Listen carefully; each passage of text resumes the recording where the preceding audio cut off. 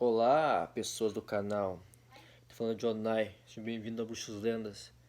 Esse é o último vídeo da série da Igreja Católica. Eu sou católico, na verdade, mas esse vídeo é um tributo ao Tio Lu, o antigo Tio Lu, o verdadeiro Tio Lu.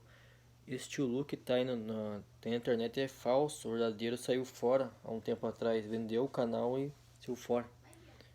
É um tributo a ele, grande amigo meu aí. Um salve pra São Paulo.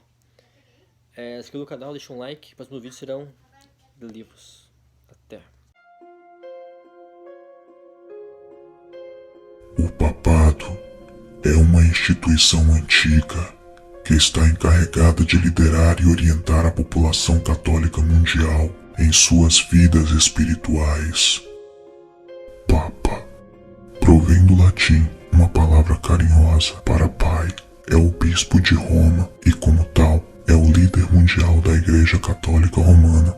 O Papa é eleito pelo Colégio dos Cardeais e o seu posto é vitalício, ou seja, enquanto viver seu cargo eclesiástico é chamado de papado e sua sede de Santa Sé. O Papa também é o chefe de Estado da cidade do Vaticano, uma cidade-estado soberana enclavada por Roma. A religião católica acredita que Jesus designou São Pedro como pastor e rocha da igreja, e os papas, como seus sucessores, possuem autoridade para governá-la. Hoje, vemos o Papa como uma figura cujo poder vem de sua capacidade de influenciar a direção do catolicismo e até do cristianismo como um todo, e portanto, a opinião de mais de 2 bilhões de pessoas na Terra. O Papa exerce o poder de forma sábia através do simbolismo e da importância histórica do papado. No entanto, as coisas nem sempre foram assim. Após a difusão do cristianismo em todo o mundo ocidental, o papado tornou-se cada vez mais poderoso. Uma vez que os vários governantes e monarcas da Europa e do Oriente Médio começaram a se converter ao cristianismo, o Papa teve uma espécie de controle sobre vários reinos cristãos recém-convertidos. O grande cisma, que começou em 1053, dividiu o cristianismo efetivamente em dois, com o Papa tornando-se a figura mais importante da Igreja Católica com base na Europa Ocidental, e os cristãos do leste, que formavam a religião cristã ortodoxa, viraram as costas para o papado, pois perceberam que a Igreja estava dando mais louvor ao Papa do que ao próprio Jesus. Durante a maior parte dos próximos 1000 anos após o cisma, era o Papa católico que controlava e influenciava grande parte das atividades seculares, artísticas e políticas na Europa Ocidental, que foi rapidamente estabelecendo-se como o grupo mais poderoso de reinos e estados da Terra. Como o Papa tinha tanta influência em toda a região da época, é seguro dizer que ele era o homem mais poderoso do planeta. Naturalmente, o poder atrai a corrupção, e os papas do passado não eram tão misericordiosos e humildes. Alguns papas ganharam o poder através de manipulação política, corrupção e até assassinato. Uma apostasia total da própria fé, contradizendo tudo aquilo que eles sempre pregavam. Por mais que a Igreja Católica de hoje prefira fingir esquecer estes detalhes, a história da sede papal foi marcada por guerras e derramamento de sangue, o que contrasta muito com a posição política relativamente benigna do Papa hoje. Seria de fato benigna hoje? Neste capítulo 4 da série, você vai conhecer 7 desses papas que com certeza foram os mais malignos da história. 7 homens que envergonharam o nome da igreja. Sentem-se, crianças. O tio Lu vai contar uma história para vocês.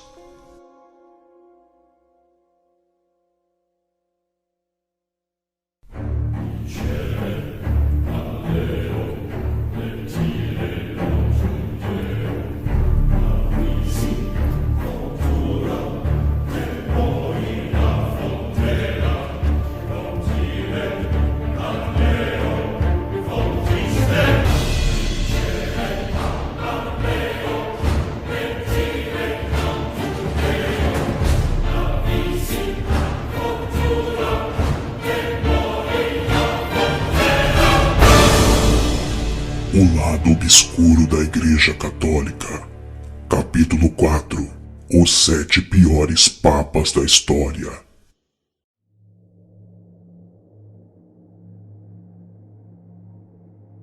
Nos capítulos anteriores da série, você viu o começo conturbado da Igreja Católica, as guerras promovidas em nome da fé, mas com interesses políticos obscuros, e o derramamento de sangue desnecessário, cruel e covarde da Inquisição ordenada pelos papas, sob os quais marcaram a história com injustiça em nome de Deus.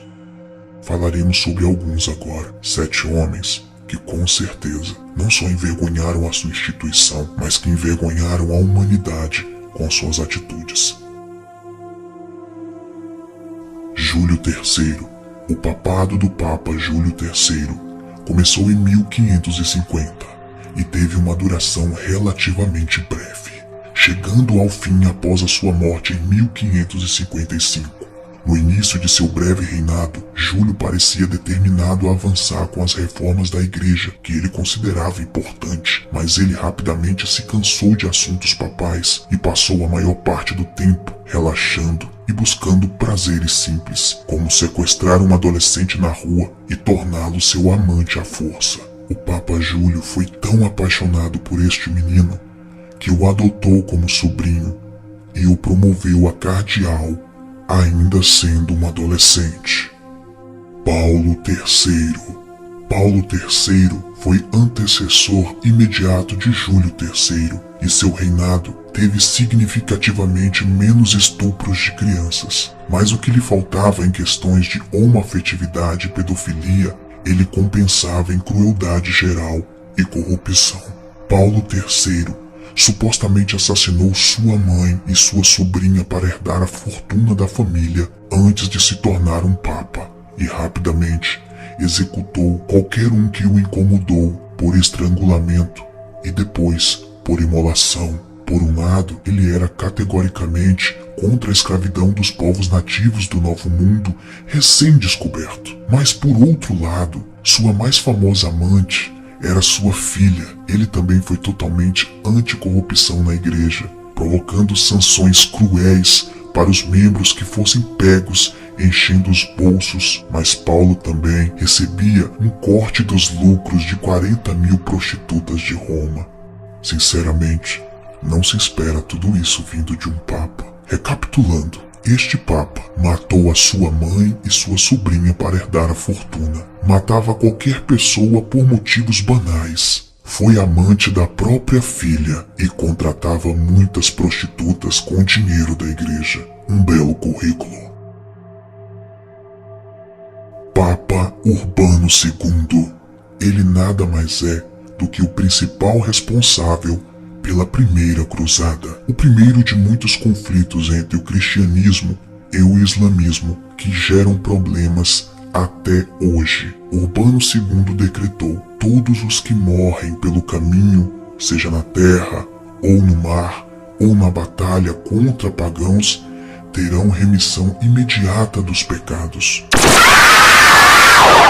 Isso eu concedo-lhes, através do poder de Deus a mim concedido, ao dar a cada assassino, estuprador e ladrão uma chance para entrar no reino de Deus. Ele garantiu a criação de um exército que estaria pronto e disposto a invadir a Terra Santa. O sumo pontífice aparentemente tinha algumas habilidades tremendas de oratória, uma vez que ele conseguiu convencer todo o concílio de Clermont para aprovar a Primeira Cruzada em 1095, com um discurso que terminou com a sala inteira dos seus pés gritando Deus o quer.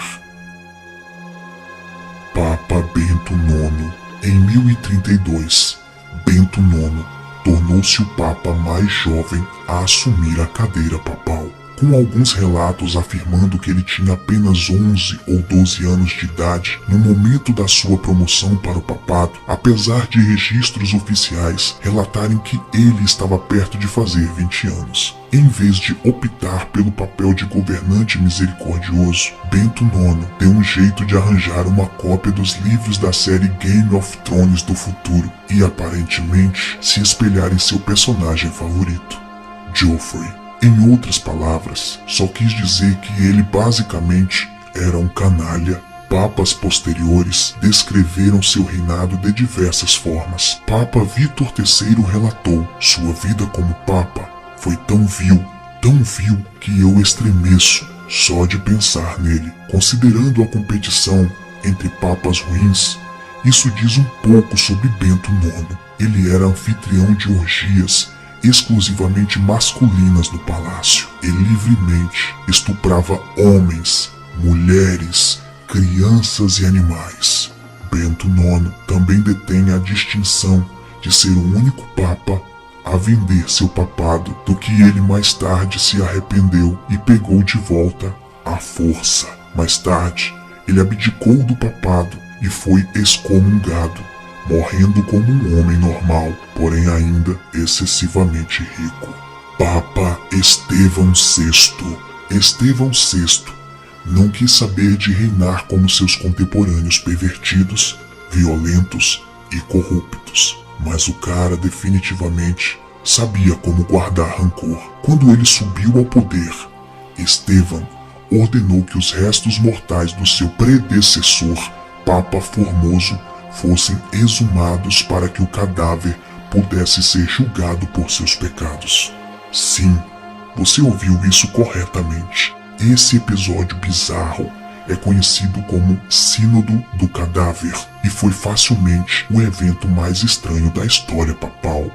Estevão VI fez com que o cadáver de Formoso fosse sentado em seu trono, vestido de vestimenta e adereços papais, para que respondesse por seus crimes, que eram, em sua grande maioria, apenas decretos e ações das quais Estevão havia discordado enquanto Formoso estava vivo. Quando o veredito de culpado foi decretado, o esqueleto foi decapitado e lançado no rio Tibre.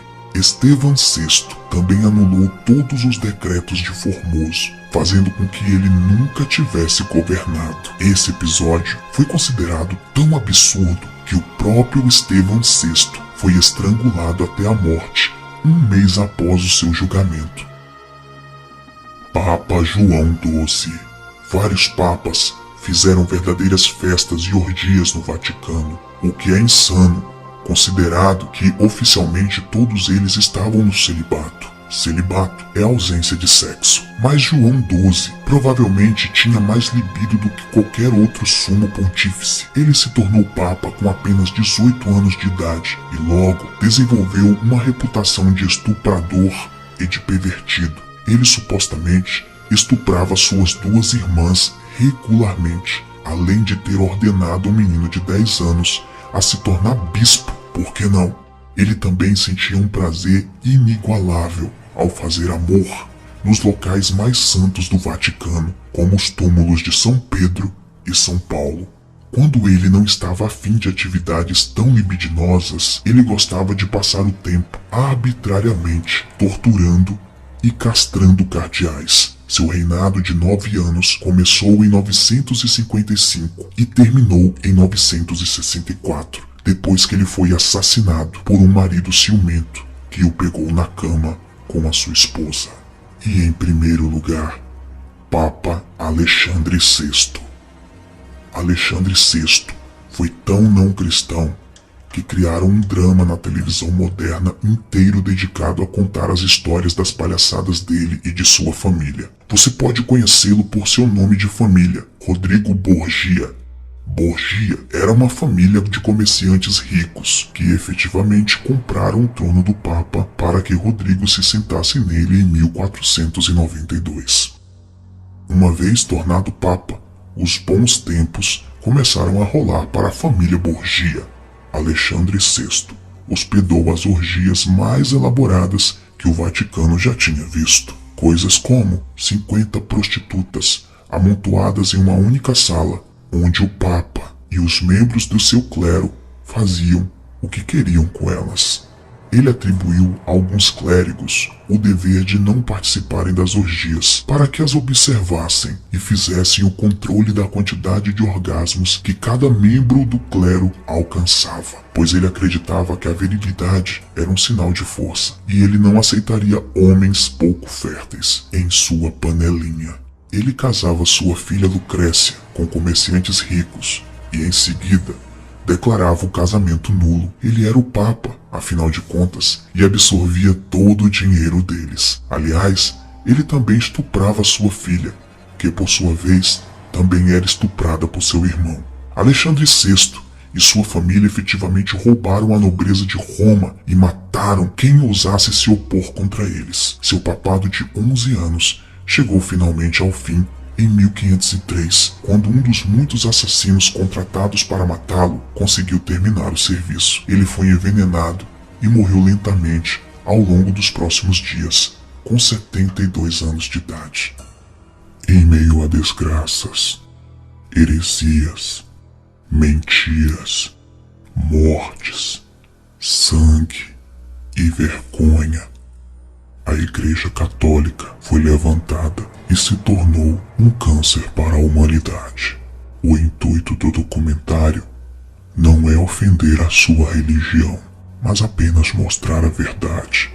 E assim termina a primeira temporada desta série, que gerou um pouco de polêmica, mas que com certeza trouxe fatos esclarecedores para que possamos entender a real situação da religião hoje e como ela influenciou no mundo. Não sabemos quando vamos produzir a segunda temporada. Cada temporada é composta por 4 episódios. Pode ser daqui a 3 meses ou daqui a 1 ano.